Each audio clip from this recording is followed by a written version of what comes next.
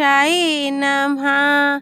ओम श्री परमात्मने नमः। संक्षिप्त गरुड़ पुराण धर्म कांड प्रेत कल्प अध्याय 46 और 47। अध्याय 46 सत्कर्म की महिमा तथा कर्म विपाक का फल। ताक्षर्य ने कहा, हे सुश्रेष्ठ, मनुष्यों को स्वर्ग और नाना प्रकार के भोग तथा सुख एवं रूप, बल, बुद्धि एवं पराक्रम पुण्य के प्रभाव से प्राप्त होते हैं। पूर्वोक्त प्रकार के लौकिक एवं पारलौकिक भोग पुण्यवान व्यक्तियों को उनके पुण्य से ही प्राप्त होते हैं, अन्यथा नहीं। ये वेद वाक्य सर्वथा सत्य है। जिस प्रकार धर्म की ही विजय होती है, अधर्म की नहीं। सत्य की ही विजय होती है, असत्य की नहीं। क्षमा की ही विजय होती है, क्रोध की नहीं। विष्णु ही विजय प्राप्त करते हैं, असुर नहीं। धर्मो जयति न धर्म, सत्यम जयति न नृत्यम, क्षमा जयति न क्रोधो, विष्णुर्जयति न सुरा। उसी प्रकार मैंने सत्य रूप से यह जाना है कि सुकृत से ही कल्याण होता है। जिसका पुण्य जितना उत्कृष्टतम है, वह मनुष्य उतना ही श्रेष्ठतम है। जिस प्रकार पापी जन्म लेते हैं, जिस कर्म फल के अनुसार जीव जिस भोग का भागी होता है, वह जिन जिन योनियों को जिस रूप में प्राप्त करता है, जैसा उसका रूप होता है, वह सब मैं सुनना चाहता हूँ। हे देव, संक्षेप में आप मेरी इस इच्छित बात को बताने की कृपा करें।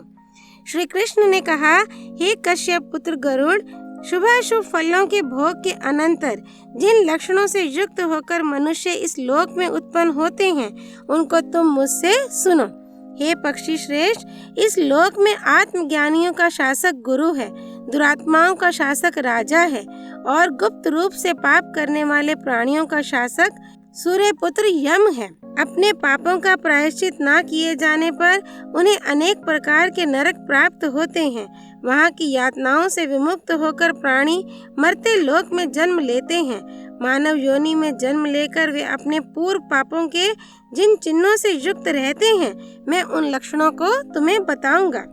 सभी पापी यमराज के घर पहुंचकर नाना प्रकार के कष्ट सहन करते हैं। जब उन यातनाओं से उन्हें मुक्ति प्राप्त होती है, तो उनके पापों का भावी शरीर पर चिन्हांकन होता है।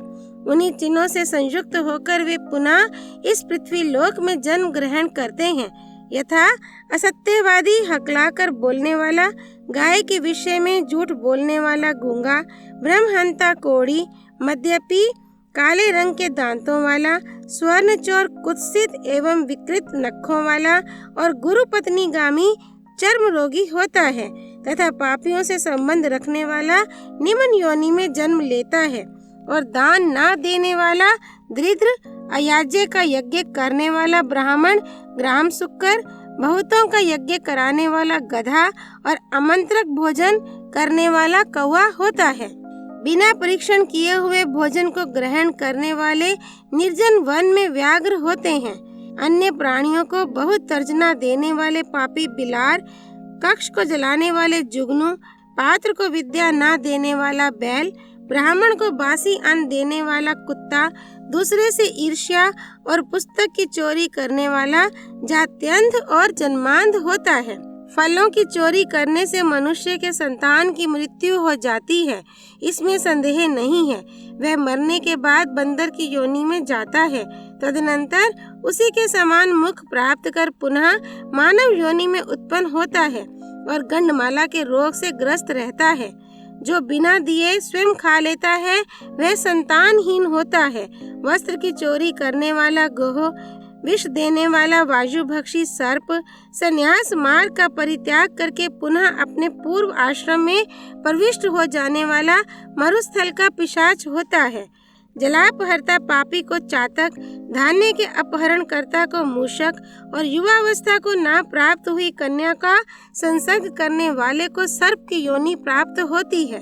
गुरु पत्नी गामी निश्चित ही गिरगिट होता है। जो व्यक्ति जल प्रपात के स्थान को तोड़कर नष्ट करता है, वह मत्स्य होता है। ना बेचने योग्य वस्तु को जो खरीदता है, वह बगुला तथा गिद्ध होता है। अयोनिक व्यक्ति भेड़िया और खरीदी जा रही वस्तु में छल करने वाला उल्लूक की योनि प्राप्त करता है। जो मृतक के एकादशाह में भोजन करने वाला होता है तथा प्रतिज्ञा करके ब्राह्मणों को धन नहीं देता, वह सियार होता है। रानी के साथ संभोग करके मनुष्य दंष्ट्री होता है। चोरी करने वाला ग्राम सुक्कर, फल विक्रेता श्यामलता होता है। वृषली के साथ गमन करने वाला वृष होता है। जो पुरुष पैरों से अग्नि का स्पर्श करता है वह बिलोटा, दूसरे का मांस भक्षण करने वाला रोगी, रजस्वला स्त्री से गमन करने वाला नपुंसक, सुगंधित वस्तुओं की चोरी करने वाला दुर्गंधदायक प्राणी होता है। दूसरे का थोड़ा या बहुत जिस किसी भी प्रकार से जो कुछ भी मनुष्य अपहरण करता है वह उस पाप से निश्चित ही तिर्यक योनि में जाता है। हे खगेंद्र, ऐसे तो पहले वाले चिन्ह हैं ही, किंतु इनके अतिरिक्त भी अन्य बहुत से चिन्ह हैं जो अपने अपने कर्मानुसार प्राणियों के शरीर में व्याप्त रहते हैं। ऐसा पापी कर्मशः नाना प्रकार के नरकों का भोग करके अवशिष्ट कर्म फल के अनुसार इन पूर्व कथित योनियों में जन्म लेता है। हे काश्यप, उसके बाद मृत्यु होने पर जब तक शुभ और अशुभ कर्म समाप्त नहीं हो जाते हैं तब तक सभी योनियों में सैकड़ों बार उसका जन्म होता है, इसमें संदेह नहीं है। जब स्त्री तथा पुरुष के संयोग से गर्भ में शुक्र और शोणित जाता है तो उसी में पंचभूतों से समन्वित होकर ये 5 भौतिक शरीर जन्म लेता है। तदनंतर उसमें इंद्रियां, मन, प्राण, ज्ञान, आयु, सुख, धैर्य, धारणा, प्रेरणा, दुख, मिथ्या अहंकार, यत्न, आकृति, वर्ण, राग द्वेष और उत्पत्ति विनाश, ये सब उस अनादि आत्मा को सादी मानकर 5 भौतिक शरीर के साथ उत्पन्न होते हैं। उसी समय से वे 5 भौतिक शरीर पूर्व कर्मों से आबद्ध होकर गर्भ में बढ़ने लगता है। हे ताक्षय, मैंने जैसा तुमसे पहले कहा है वैसा ही जीव का लक्षण है। 4 प्रकार के प्राणी समूह में इसी प्रकार के परिवर्तन का चक्र घूमता रहता है। उसी में शरीरधारियों का उद्भव और विनाश होता है। यथाविहित अपने धर्म का पालन करने से प्राणियों को ऊर्ध्व गति तथा अधर्म की ओर बढ़ने से अधोगति प्राप्त होती है। अतः सभी वर्णों की सद्गति अपने धर्म पर चलने से ही होती है। हे वैन्ते, देव और मानव योनि में जो दान तथा भोगादि की क्रियाएं दिखाई देती हैं वे सब कर्मजन्य फल हैं। घोर अकर्म से और काम क्रोध के द्वारा अर्जित जो अशुभ पापाचार हैं उनसे नरक प्राप्त होता है तथा वहां से जीव का उद्धार नहीं होता है। अध्याय 46 संपूर्ण। अध्याय 47 यम मार्ग में स्थित वैतरणी नदी का वर्णन, पाप कर्मों से घोर वैतरणी में निवास, वैतरणी से पार होने के लिए वैतरणी धेनुदान, भगवान विष्णु, गंगा तथा ब्राह्मण की महिमा। गरुड़ ने कहा, हे देव देवेश महाप्रभो, अब आप परम कृपा करके दान के महात्म्य और वैतरणी के प्रमाण का वर्णन करें। श्री कृष्ण ने कहा, हे ताक्षय, यमलोक के मार्ग में जो वैतरणी नाम की महानदी है वह अगाध, दुस्तर और देखने मात्र से पापियों को महाभयभीत करने वाली है। वह पीप और रक्त रूपी जल से परिपूर्ण है। मांस के कीचड़ से परिव्याप्त एवं तट पर आए हुए पापियों को देखकर उन्हें नाना प्रकार से भयाक्रांत करने वाले स्वरूप को धारण कर लेती है। पात्र के मध्य में घी की भांति वैतरणी का जल तुरंत खौलने लगता है।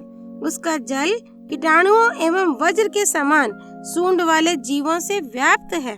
सूंस, घड़ियाल, वज्रदंत तथा अन्यान्य हिंसक एवं मांस भक्षक जलचरों से वह महानदी भरी हुई है।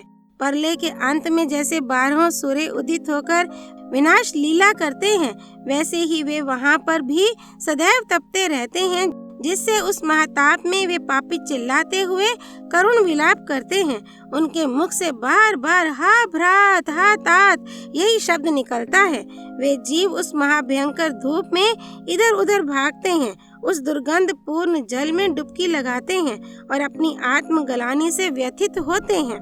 वह महानदी चारों प्रकार के प्राणियों से भरी हुई दिखाई देती है। पृथ्वी पर जिन लोगों ने गोदान किया है उस दान के प्रभाव से वे उसे पार कर जाते हैं, अन्यथा जिनके द्वारा ये दान नहीं हुआ है वे उसी में डूबते रहते हैं। जो मूढ़ मेरी, आचार्य, गुरु, माता पिता एवं अन्य वृद्धजनों की अवमानना करते हैं, मरने के बाद उनका वास उसी महानदी में होता है। जो मूढ़ अपनी विवाहिता, पतिव्रता, सुशीला और धर्मपरायणा पत्नी का परित्याग करते हैं, उनका सदैव के लिए उसी महाघिनौनी नदी के जल में वास होता है। विश्वास में आए हुए स्वामी, मित्र, तपस्वी, स्त्री, बालक एवं वृद्ध का वध करके जो पापी उस महानदी में गिरते हैं, वे उसके बीच में जाकर करुण विलाप करते हुए अत्यंत कष्ट भोगते हैं। शांत तथा भूखे ब्राह्मण को विघ्न पहुंचाने के लिए जो उसके पास जाता है, वहां परले पर्यंत कृमि उसका भक्षण करते हैं। जो ब्राह्मण को प्रतिज्ञा करके प्रतिज्ञात वस्तु नहीं देता है अथवा बुलाकर जो नहीं है ऐसा कहता है, उसका वहाँ वैतरणी में वास होता है। आग लगाने वाला, विष देने वाला, झूठी गवाही देने वाला, मद्य पीने वाला, यज्ञ का विध्वंस करने वाला, राजपत्नी के साथ गमन करने वाला, चुगलखोरी करने वाला, कथा में विघ्न करने वाला, स्वयं दी हुई वस्तु का अपहरण करने वाला, खेत, मेड़ और सेतु को तोड़ने वाला, दूसरे की पत्नी को प्रदर्शित करने वाला, रस विक्रेता तथा वृषलीपति ब्राह्मण, प्यासी गायों की बावली को तोड़ने वाला, कन्या के साथ व्यभिचार करने वाला, दान देकर पश्चाताप करने वाला, कपिला का दूध पीने वाला, शूद्र तथा मांस भोजी ब्राह्मण, ये निरंतर उस वैतरणी नदी में वास करते हैं। कृपण, नासिक और शूद्र प्राणी उसमें निवास करते हैं। निरंतर असहनशील तथा क्रोध करने वाला, अपनी बात को ही प्रमाण मानने वाला, दूसरे की बात को खंडित करने वाला नित्य वैतरणी में निवास करता है। अहंकारी, पापी तथा अपनी झूठी प्रशंसा करने वाला, कृतघ्न, गर्भपात करने वाला वैतरणी में निवास करता है। कदाचित भाग्य योग से यदि उस नदी को पार करने की इच्छा उत्पन्न हो जाए तो तारने का उपाय सुनो। मकर और कर्क की संक्रांति का पुण्यकाल, व्यतिपात योग, दिनोदय, सूर्य, चंद्र ग्रहण, संक्रांति, अमावस्या अथवा अन्य पुण्य काल के आने पर श्रेष्ठतम दान दिया जाता है। मन में दान देने की श्रद्धा जब कभी उत्पन्न हो जाए वही दान का काल है, क्योंकि संपत्ति अस्थिर है, शरीर अनित्य है और धन भी सदा रहने वाला नहीं है। मृत्यु सदा समीप है, इसलिए धर्म संग्रह करना चाहिए। अनित्यानि शरीराणि विभो नैव शाश्वता, नित्यम सन्निहितो मृत्यु कर्तव्य धर्म संग्रह। काली अथवा लाल रंग की शुभ लक्षणों वाली वैतरणी गाय को सोने की सींग, चांदी के खुर, कांस्य पात्र की दोहनी से युक्त 2 काले रंग के वस्त्रों से आच्छादित करके सप्त धान्य समन्वित करके ब्राह्मण को निवेदित करे। कपास से बने हुए द्रोणाचल के शिखर पर ताम्र पात्र में लोह दंड लेकर बैठी हुई स्वर्ण निर्मित यम की प्रतिमा स्थापित करे। सुदृढ़ बंधनों से बांधकर इक्षु दंडों की एक नौका तैयार करे। उसी से सूर्य से उत्पन्न गौ को संबंध कर दे। इसके बाद छत्र, पादुका, अंगूठी और वस्त्र आदि से पूजे। श्रेष्ठ ब्राह्मण को संतुष्ट करके जल तथा कुश के सहित इस मंत्र का उच्चारण करते हुए वे वैतरणी गौ उसे दान में समर्पित करे। हे द्विश्रेष्ठ, महाभयंकर वैतरणी नदी को सुनकर मैं उसको पार करने की अभिलाषा से आपको यह वैतरणी दान दे रहा हूँ। हे विप्रदेव, गौएं मेरे आगे रहें, गौएं मेरे बगल में रहें, गौएं मेरे हृदय में रहें और मैं उन गायों के बीच में रहूं। हे विष्णु रूप द्विज वर्ण भूदेव, मेरा उद्धार करो। मैं दक्षिणा सहित ये वैतरणी गौ आपको दे रहा हूँ, आप मेरा प्रणाम स्वीकार करें। इसके बाद सबके स्वामी धर्मराज की प्रतिमा और वैतरणी नाम वाली उस गौ की प्रदक्षिणा करके ब्राह्मण को दान दे। उस समय वह ब्राह्मण को आगे कर उस वैतरणी गौ की पूंछ हाथ में लेकर ये कहे, हे गौ, उस महानदी से मुझे पार उतारने के लिए आप महाभयकारी यमराज के द्वार पर मेरी प्रतीक्षा करें। हे वैतरणी देवेश्वरी, आपको मेरा नमस्कार है। ऐसा कहकर उस गौ को ब्राह्मण के हाथ में देकर उनके पीछे पीछे उनके घर तक पहुंचाने जाए। हे वैन्ते, ऐसा करने पर वह नदी दाता के लिए सरलता से पार करने के योग्य बन जाती है। जो व्यक्ति इस पृथ्वी पर गौ का दान देता है वह अपने समस्त अभिष्ट को सिद्ध कर लेता है। सुकर्म के प्रभाव से प्राणी को ऐहिक और पारलौकिक सुख की प्राप्ति होती है। स्वस्थ जीवन में गोदान देने से 1000 गुना एवं रोगग्रस्त जीवन में 100 गुना लाभ निश्चित है। मरे हुए प्राणी के कल्याणार्थ जितना दान दिया जाता है उतना ही उसका पुण्य है। अतः मनुष्य को अपने हाथ से ही दान देना चाहिए। मृत्यु होने के बाद कौन किसके लिए दान देगा? दान धर्म से रहित कृपणता पूर्वक जीवन जीने से क्या लाभ? इस नश्वर शरीर से स्थिर कर्म करना चाहिए। प्राण अतिथि की तरह अवश्य छोड़कर चले जाएंगे। हे पक्षीराज, इस प्रकार प्राणी वर्ग के समस्त दुख का वर्णन मैंने तुमसे कर दिया है। इसके साथ ये भी बता दिया है कि प्रेत के मोक्ष एवं लोक मंगल के लिए उसके अर्धदैहिक कर्म को करना चाहिए। सूत जी ने कहा, हे विप्रगण, परम तेजस्वी भगवान विष्णु के द्वारा दिए गए ऐसे प्रेत चरित से संबंधित उपदेश को सुनकर गरुड़ को अत्यंत संतुष्टि प्राप्त हुई। हे ऋषियों, जीव जंतुओं के जन्मादि का यही सब विधान है। यही जन्म मरण प्रेतत्व तथा अर्धदैहिक कृत्य का नियम है। मैंने सब प्रकार से उनके मोक्ष आदि कारण का वर्णन कर दिया है। जिनके हृदय में नील कमल के समान श्याम वर्ण वाले भगवान जनार्दन विराजमान हैं, उन्हीं को लाभ और विजय प्राप्त होती है। ऐसे प्राणियों की पराजय कैसे हो सकती है? धर्म की जीत होती है, अधर्म की नहीं। सत्य ही जीतता है, असत्य नहीं। क्षमा की विजय होती है, क्रोध की नहीं। विष्णु ही जीतते हैं, असुर नहीं। विष्णु ही माता है, विष्णु ही पिता है और विष्णु ही अपने स्वजन बांधव हैं। जिनकी बुद्धि इस प्रकार स्थिर हो जाती है, उनकी दुर्गति नहीं होती है। भगवान विष्णु मंगल स्वरूप हैं, गरुड़ ध्वज मंगल हैं, भगवान पुंडरीकाक्ष मंगल हैं एवं हरि मंगल के ही आयतन है। हरि ही गंगा और ब्राह्मण है। ब्राह्मण तथा गंगा उन विष्णु के मूर्त रूप हैं। अतः गंगा, हरि एवं ब्राह्मण ही इस त्रिलोक के सार हैं। इस प्रकार सूत जी महाराज के मुख से निकली हुई सभी शास्त्रों के मूल तत्वों से सुशोभित भगवान विष्णु की वाणी रूपी अमृत का पान करके समस्त ऋषियों को बहुत संतुष्टि प्राप्त हुई।